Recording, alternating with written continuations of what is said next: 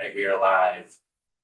All right, good morning, everyone. Welcome back to Government Operations, Military Affairs. It is Wednesday, February 4th, a little after 9 a.m., and we are picking up continued work on 588, our OPR bill. And our first witness of the day is already seated with us. We have Lieutenant Steuben. Detective Michael Steuben, Lieutenant of the Bureau of Criminal Investigation for the Vermont State Police. How you doing, sir? Well, thank you. First time here? In this committee, yes. All right. Nice to meet you. Pleasure. So, yeah, I see you're set up for a slide deck for us. And yeah, we're all yours. Great. So I've been asked to come in and just talk a little bit, give a bit of overview of the illicit massage business as a whole, a little bit of what we have going on in Vermont. As I said, Mike Steuben with the State Police, Lieutenant of the Bureau of Criminal Investigations, been with the State Police since 2003, approximately 23 years of service, and will be around for about another 7 months until I retire. I've been doing the human traffic coordinating with the State Police since 2019, and one of the responsibilities with that is investigations into illicit massage parlors. So hopefully for today, we'll talk about the appearance of the illicit massage parlor, the business profile, the victim profile, the client profile, the business model, and then some of the investigatory obstacles that we've encountered while doing some of these investigations. So this is kind of what you'll see. It's standard kind of across all of these different businesses. You'll notice that looking from the outside in, they're usually all blacked out, have a little bit of a photo indicating a little bit of what the business is. But the reason why they look like this is because they don't want everybody from the public to see what's going on the inside. So these are just some photos of a few different parlors that we have throughout the state. And as you can say, they all look the same. So they're all modeled in the same appearance. And it's because they all have the same purpose. It's the privacy and seclusion that draws in the clients that they serve. So that's what you'll see. That's a real good way to identify these types of businesses as they present themselves. These are some of the advertisements that you'll see when you visit these websites. This is obviously not traditional for what you would see a legitimate massage parlor. These are just crop photos that all of these different parlors use. And it's not that these specific ladies are working in this parlor, but this is just universally used throughout the country for these types of businesses. Whereas this is what you get when it looks like for a legitimate massage business. Much more open, looks more professional, and you get a sense of the type of work that they're doing, and not just selling the person that's in the photo. So the business of illicit massage is very highly organized, usually organized crime. They're all run in the same manner. The women that work in these, if they're on the East Coast, they come into the country primarily through Flushing, New York. If it's on the West Coast, it's usually in through California, most of the time, Los Angeles. One of the hallmarks of these businesses is that the women that work in there are constantly moved around. If not up and down the East Coast, well, then definitely regionally and throughout the state if there are enough of them to keep them employed. So, we'll talk about some of the obstacles that we have for investigating these. And obviously, it's very tough to prosecute a crime if you don't have a victim. And so if your victim disappears, either before you can even start an investigation or during the investigation, then that absolutely compromises the investigation itself. So victim movement is a big issue. So They are extremely profitable. a quick question just on you were saying on the East Coast hub out of Flushing, My family's all in New York City. I speak city well. So are we seeing that, or are you folks seeing that? What factions of the organized crime syndicates? Is it like the Eastern Europeans? Is it the Italians? Is it, Mostly, since it's an Asian business, it's usually organized Chinese crime families that run it. triad type of thing? I don't, Yeah. I'm not sure exactly how they would identify themselves, but yeah, that Flushing, New York is the hub for that. Okay. They're extremely profitable. It's primarily a cash business, as you can understand. If you're frequenting this type of business, you don't want to leave a paper trail. So you probably don't want your wife or significant other looking at the credit card statement and seeing all of these expenditures to these illicit massage parlors. So they are primarily a cash business. A lot of it's not reported. So it's all tax-free. And you're talking even on a smaller one, say, for instance, a business down in Brattleboro, you're talking about over $500,000 going in there cash-free or tax-free on cash. One of the hallmarks of these businesses is they only take male clients. If a female tries to call and schedule an appointment, they are turned away. So they are male only. They're open 7 days a week, most holidays. So, you know, these women that are working in there, there's no time off. Every day, all day, usually about a 10-hour shift or so. Opens around 9 o'clock or so in the morning, and then stays open till 9, 10 o'clock at night. And that's 7 days a week. And it's a similar business model throughout every single one of these, whether you're in Vermont, Massachusetts, California, or Iowa. They all operate under the same model because they're usually run by the same types of groups. And, you know, the model works. So why reinvent the wheel? And they're hidden in plain sight. They're in strip malls all throughout the country, all throughout Vermont. You know, they've got a legitimate business on one side, you know, maybe a Verizon store on one side and a furniture store on the other, and they blend right in. And that's how they succeed because they don't draw attention to themselves. Any questions on the business model? Yes, ma'am.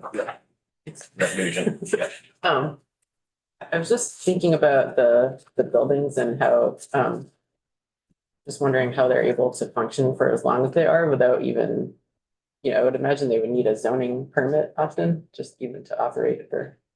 But they get all the necessary permits with the town and all the licensing, because that's, you know, it's basically just money. And they have a person on the backside who has a clean record, no criminal record, no issues or violations within the state. And that's the front person. And, you know, that's who they put up as a figurehead to the business. And they don't cause trouble. They pretty quiet. They clean. They take care of themselves. They operate under the radar. Sir. No, I'm good. Yeah. So who are victims in this? Majority of the time, they're Chinese and Korean females, like we said, brought in for this purpose, or at least transition to this purpose. What makes it hard is usually a language barrier. I know for the state police, we have a Mandarin speaking trooper, but we do not have anyone who speaks Korean fluently. So when you're trying to do these investigations and you're using a translation service, maybe over the phone, it's very clunky. It's not very smooth, and it definitely poses. They are postings for these. We've done some investigations, talked to some of the females that have come out of there, and they've applied for a job saying, doing a different type of service. They show up to these businesses. They're usually taking away from their comfort zone where they have support systems. And they end up doing a job that they didn't sign up for, which is massage with sexual activities associated with it.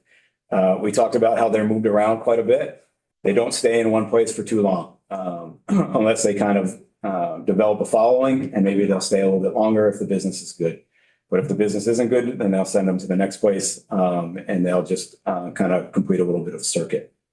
They do have a little bit of autonomy, so it's hard to say that they're being trafficked per se, because if they get approval to leave, they are kind of on their own and allowed to travel freely, go on a vacation or whatnot. But when the time to come back, when they're told to come back, they come back. And they're confined most of the time to either the business or they're put up in housing tied to the business. So there's always some sort of a control aspect over them. Most of the time, you'll find that they're actually living, working, eating, sleeping within the business. And they don't stray too far from the shop. So they really don't have that autonomy that you think that most people who have a job do. Their fee, they make their money off of the sexual activities that they provide. So the business gets the money for the massage, and then any extras that they receive for any sex acts that they perform is what they keep. And by keep, they make the money, but then they have to pay house fees. They have to pay for either living there or for their rent somewhere else, for food, for supplies for the business. So by the end of the day, it may look like they're making a decent amount of money, but when you deduct everything that they have to give back, there's really not much money, if anything, that they're left with. So, you add that to the fact that they're really not free to go because it's controlled by somebody else. They really are trafficked in these situations. You were talking, so outside of the front, the business itself, you mentioned that they were having to basically pay money to the house off of their proceeds for the sex work. Could you describe or give us an idea of what like living conditions are like, transportation conditions? Just where they'll be shuttled in and out, they'll have somewhere else where the people are being domiciled. Could you speak to that with a little bit of?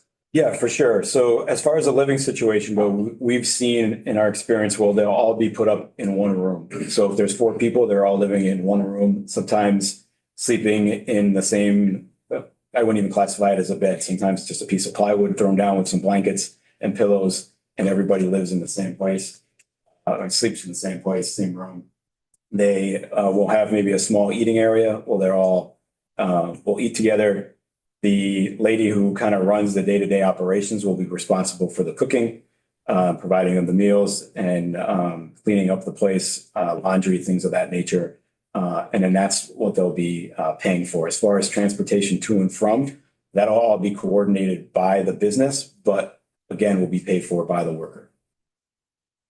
And that can get pretty pricey if you're coming and taking a taxi from New York to Vermont, talking $400, $500, $600, which they're responsible to either pay up front or to work off.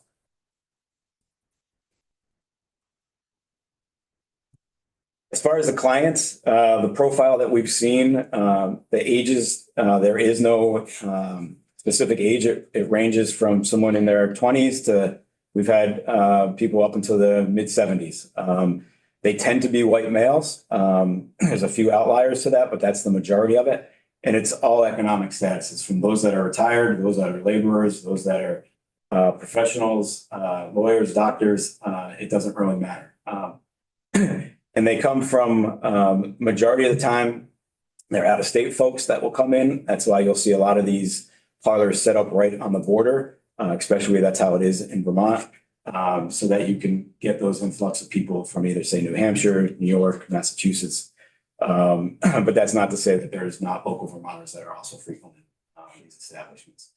And they go to this place for privacy. Obviously, you can see how the buildings are designed, or the fronts of them are, where it's all whacked out and you can see in, and that's what they go there for. The clients that attend massage parlors, the illicit ones, are really their own community. There's forums that are set up where you can go online, you can give your reviews, you can ask questions. They have their own separate language that they use to talk about the services that these places render. The girls that they requested, they'll rate those as well. So it is quite a little tight-knit community of these folks that frequent these massage parlors. And it's a lot of repeat customers that go over and over again and build a relationship, so to speak, with the workers inside. So how does the business work? You can either do it by appointment or walk in. It really doesn't matter. As we said before, there's initial cost to the house of $80 for the massage. Like that's usually paid in cash, probably about 98% of the time. Then you're brought into a room, not what you would think of for a massage, typical room for a legitimate business. You're undressed. You have the option to get what they call a table shower, which is to go down and get a shower before your massage starts. They'll bring you there. They'll bring you back into the room. There's usually about a half hour of a legitimate massage.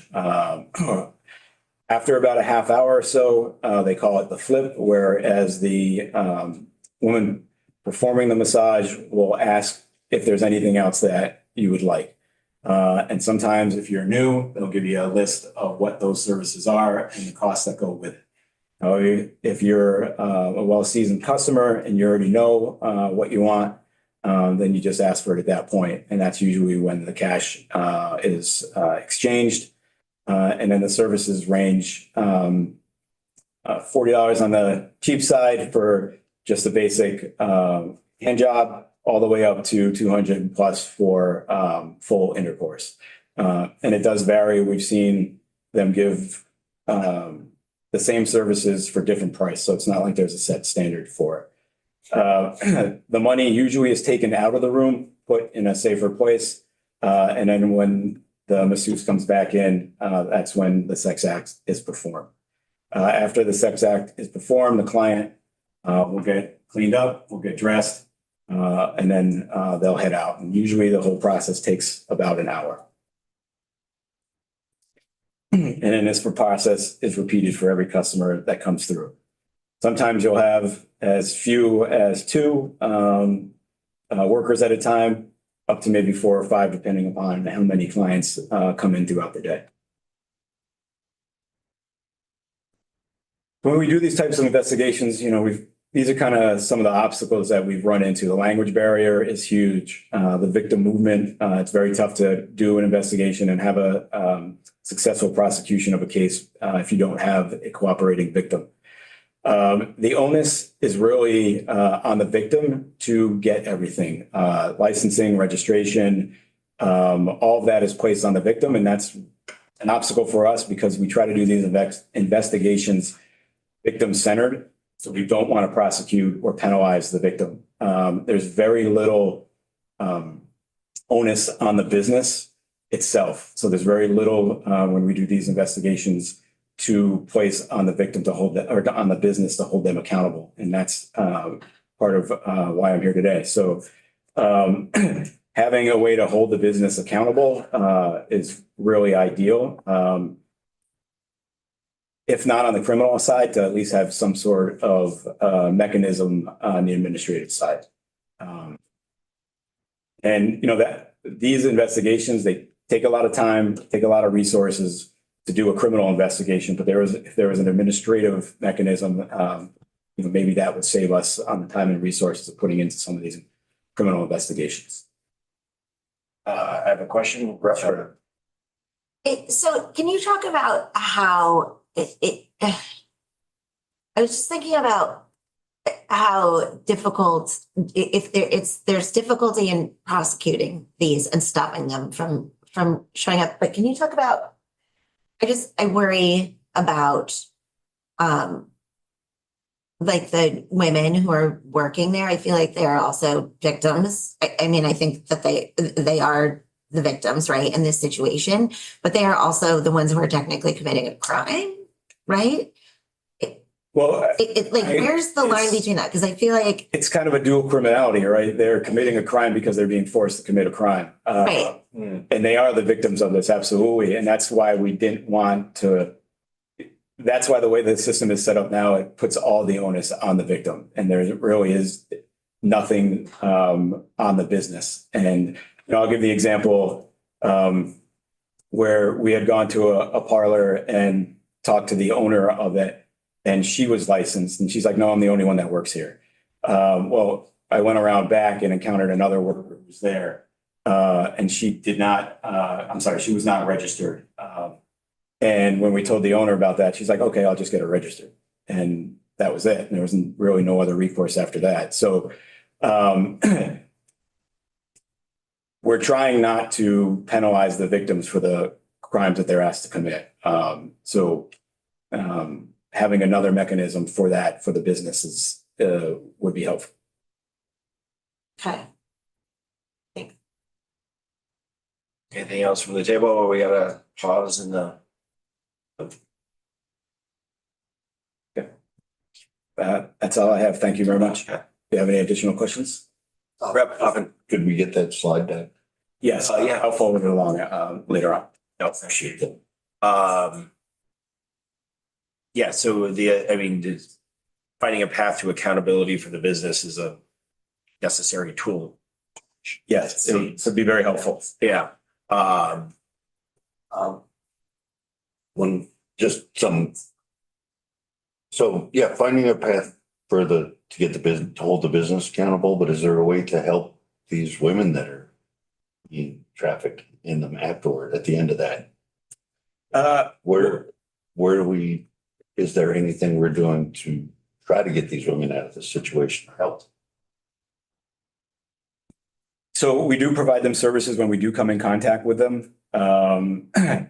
The confinement to the industry is really hard for a lot of these women to break. So it's not an easy, well, if you just give them this, then, it would make everything better and we could put an end to this.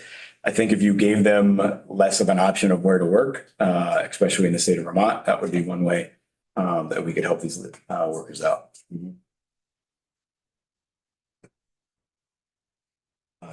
Was wondering if there was a process in place besides limiting their places to work.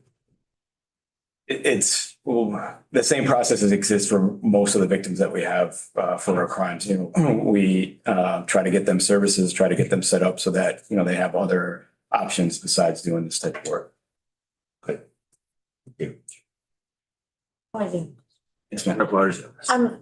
Can you talk about then about the people who, the men who frequent these establishments? Are they being charged with things? Are they being kept track of? Or is there a way to, just thinking about one way to stop it from happening is to stop people from feeling like it's something accessible and permissible.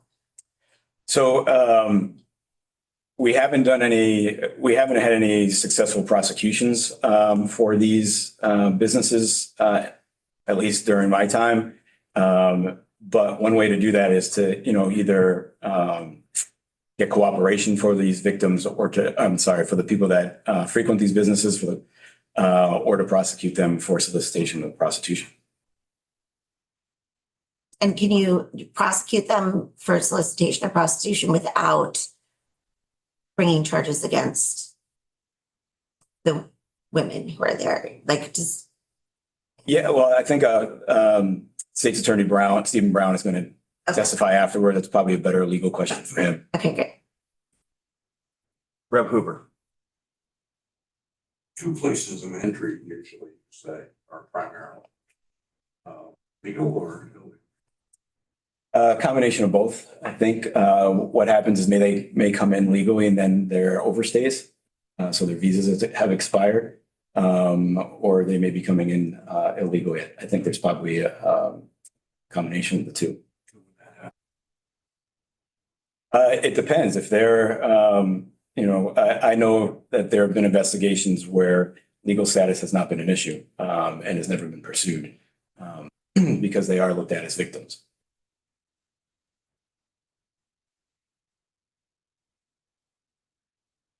Any other questions for Lieutenant? No. Thank you, sir. Thank you for your time. Yeah.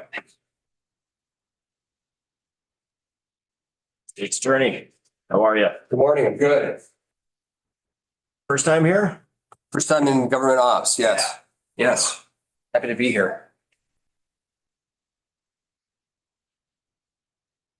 So, Oh, the table is yours. All right. Yeah.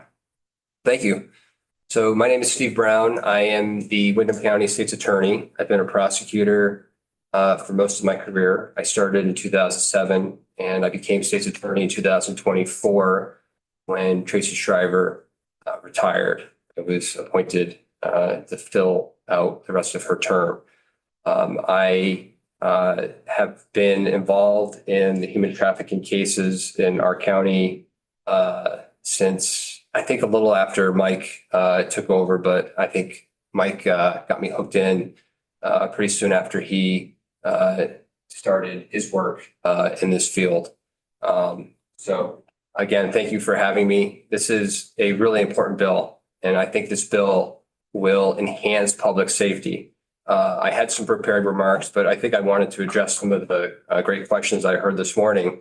We 100% looked at the women in these cases as victims. And my office was not prepared to charge any of these women for any of the conduct that they were engaged in. After hearing about living conditions and hearing about their life in these massage parlors, and I'm putting massage parlors in quotation marks, there's no way we would have charged them. The cases are extremely difficult in their current state to prosecute. They are a very costly endeavor. Hundreds of hours of investigative time goes into investigating these cases currently. And we don't have a good administrative hook to address the conduct that we are seeing. I think licensure provides a great level of protection to multiple parties.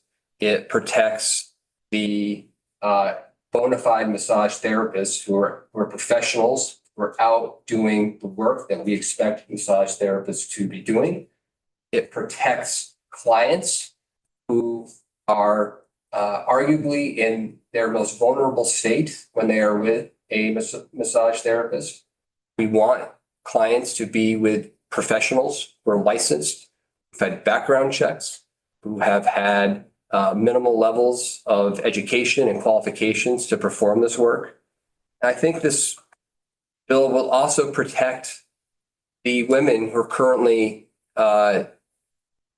being trafficked, who are being employed in these massage parlors. Without licensure, it allows virtually anybody to get the registration and to open up one of these facilities. And we know from our experience that they are very good at masking their business. And licensure will provide a great level of protection, and it will allow us to effectively enforce the law, in which we really can't effectively enforce at this state. Could you just like on that piece, like explain in a little bit more detail from your perspective, how this gives you a better capacity? Sure.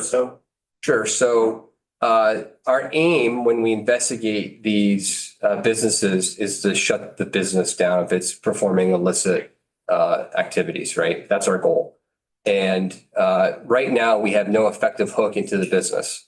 The individual massage therapists may have their registration, but it doesn't allow us to address the organization, which is the business that's running the operation.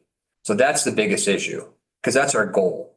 And we have laws on the books, but we have to design our cases expecting that the women who we encounter when we execute a search warrant at one of these facilities are going to disappear. They have no ties to Vermont. And once law enforcement leaves the establishment, they often are gone and we never see them again. And we're not charging them. We could charge them and keep them in Vermont. That is inhumane. And that is not something that my office was ever prepared to do.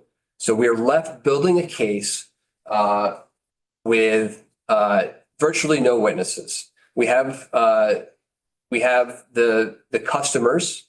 But the customers don't know where the money's going. We can't follow the money trail with the customers alone. We know there's acts being performed, legal acts being performed in these facilities, and we know they're taking in money, but we don't have the ability to effectively track that money through the establishment. This law will allow us to actually address the business enterprise, which we can't do currently.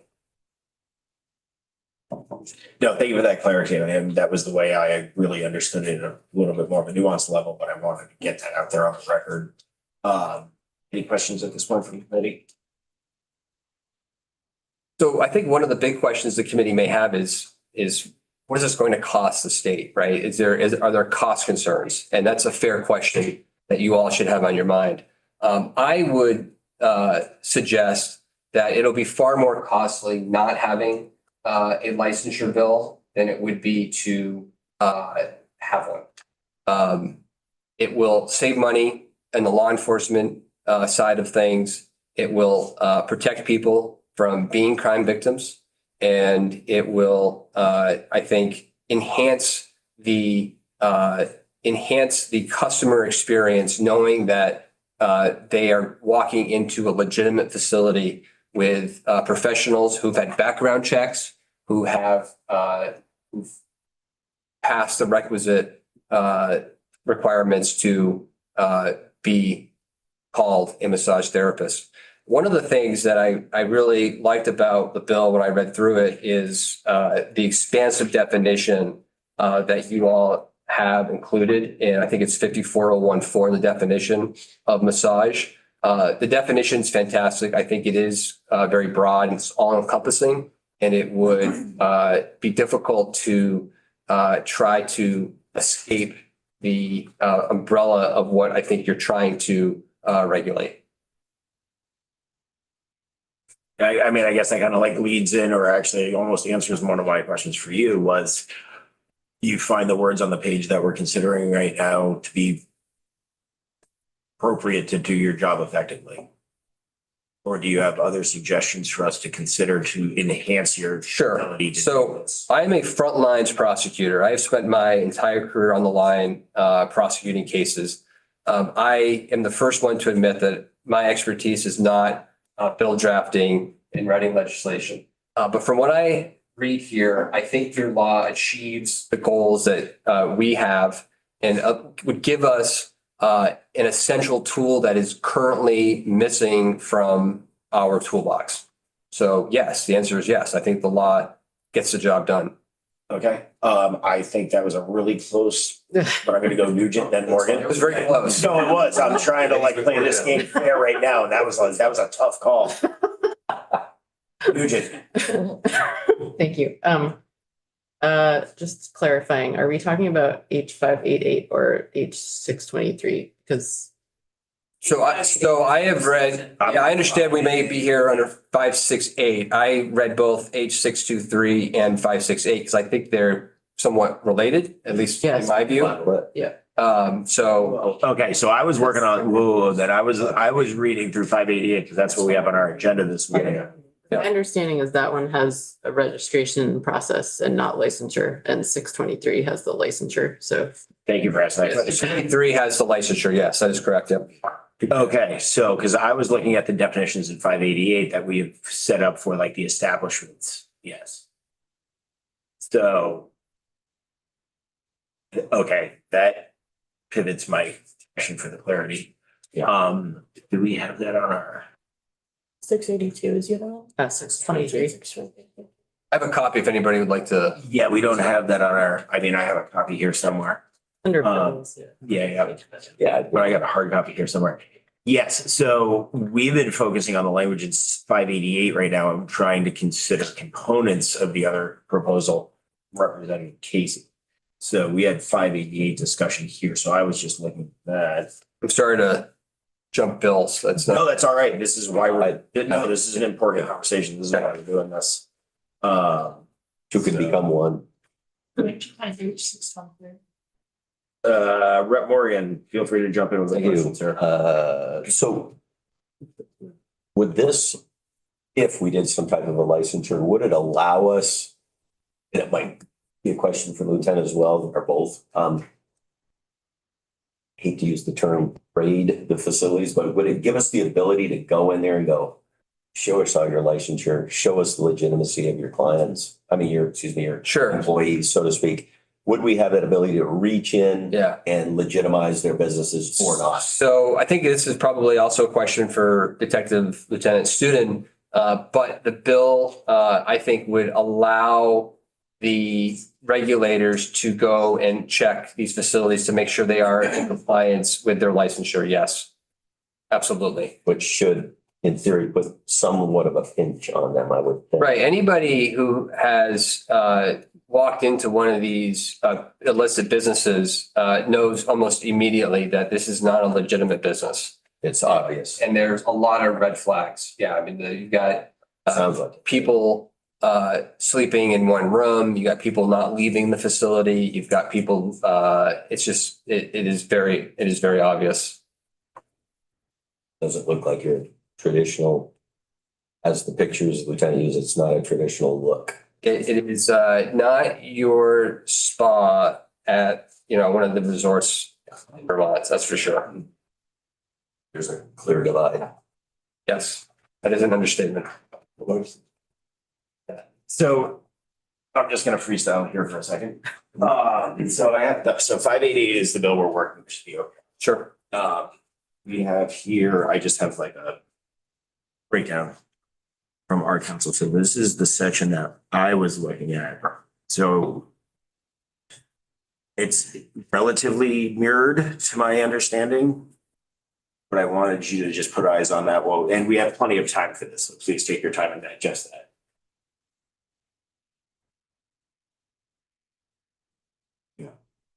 I was looking at 588, all I could find was registering. And that's like on the, Yeah, I would strongly urge the committee to adopt a licensure apparatus for massage therapists and not registration, which we currently have in place. I mean, there's a registration component currently, which is not effective at all.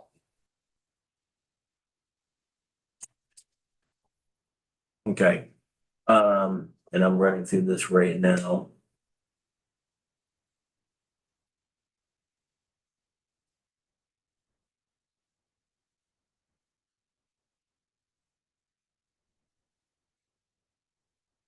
I'm looking at the 623 while you're looking at the 588.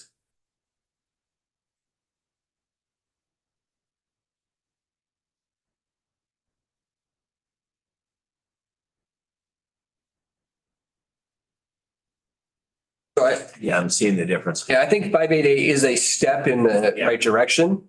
It is a small step. I think 623 is a leap forward for the profession.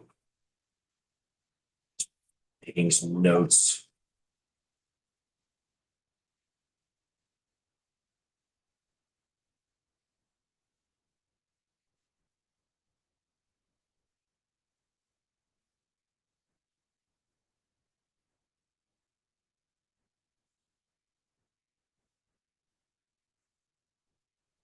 So with a structure in there, like speak to the, I guess to this step, like your idea, like your sentiments with that, like I understand that 623 is a much useful tool. So I looked at 623 and I read through some of the other professions that we regulate in Vermont with licensure. Many of the professions involve professionals touching another human being. Okay, so nursing, dentistry, cosmetology. Why wouldn't we also want massage therapists who are working on you in a state of undress in a private room? Why wouldn't we want that person to be fully vetted, to have all of the qualifications that we expect that they have, and to have a background check? Because licensure allows the state to run a criminal background check on a person who's applying for a license. And we can all think of people that we don't want licensed as massage therapists with certain criminal convictions. And that doesn't currently exist now. The example that Detective Student gave would allow that person who was found in the back of the business to quickly go online, pay a registration fee, and be legitimate under the state regulators. That's scary. Or Pooper. So if the representation of VSP is that a lot of these people are trafficked in background check. Well, those people potentially wouldn't even allowed to be licensed because they wouldn't be able to show they have the qualifications to be a massage therapist under the law. So I think the expectation is that with licensure, it would push people out of the business who are not legitimate because they aren't able to have the qualifications to meet the minimal requirements to be licensed in the state, just like any other profession.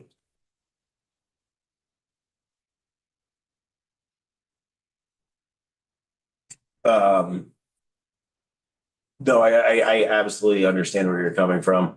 I guess the next thing for us to do is just have a conversation with Secretary of State's OPR's office about what more could look like within the bill that we're moving. Sure. The vehicle for this conversation is the 588. Yeah. Okay. Have coffee. What I see is the licensure, because then each massage therapist would have to be licensed. Business would have to be licensed. Correct. So if one of these illegitimate businesses starts, they get licensed and then they bring in one's massage therapists that aren't licensed. How do we enforce that if we're like, oh, well, this is a legitimate business, they're licensed? The investigation side of it needs to be Well, so there would be administrative remedies against the business for allowing an unlicensed therapist to work within the umbrella of the business. right. But how do we get to that to make sure that everyone in that building is licensed without investigation? Well, so I think there would still be investigations, but the investigations would be a lot less complex. So perhaps it could just be a customer made a report. They're able to then investigate, and we have what we need versus months and months of undercover work and surveillance and details and subpoenas and search warrants. I think it's a much more it's a much easier path to remedy than what we currently have. Okay, Yeah, it's a great question. It's a great I question. want to make sure that we have the enforcement ability. The enforcement ability is laid out in 623. Okay. Okay, understood. Do we have any other questions right now for our state's attorney and or state police? Okay, so. Thank you. Thank you. Thank you. Yeah, thank you for having me. No, that was a dark but important slug of testimony. So appreciate the education and the realities. All right, committee, we got 12 minutes for our next order of business. So Nick, take us off until we reconvene at 10 a.m. for 8:41 animal welfare.